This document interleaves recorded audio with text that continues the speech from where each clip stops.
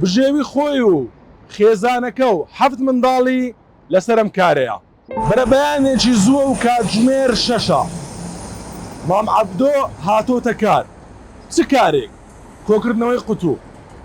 بژێوی خۆی و خێزانەکە و حەفت منداڵی لەسەرم کارەیە. ئەمڕۆ خۆم هاتووم بە شێوەیەکی مەیدانی ئەو کارە بکەم.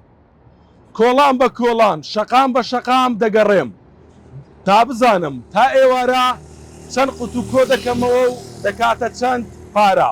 دەستەوانە و کڵاو پێویستی سەرەکی کارەکەیە.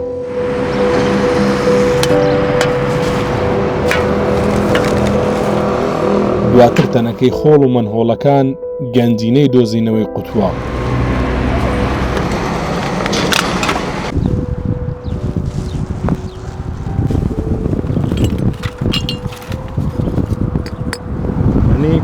ڕێژەیەکی ئەوەندە زۆر شوشە لێرە فرێدراوە، یعنی ئەو ناوی بە تەواوەتی داپۆشیوە. لە جیاتی تەنەکەی خۆڵەکان هاتوونە لەسەر ئەم شەقامە گەشتیە شوشەکانیان فرێداوە.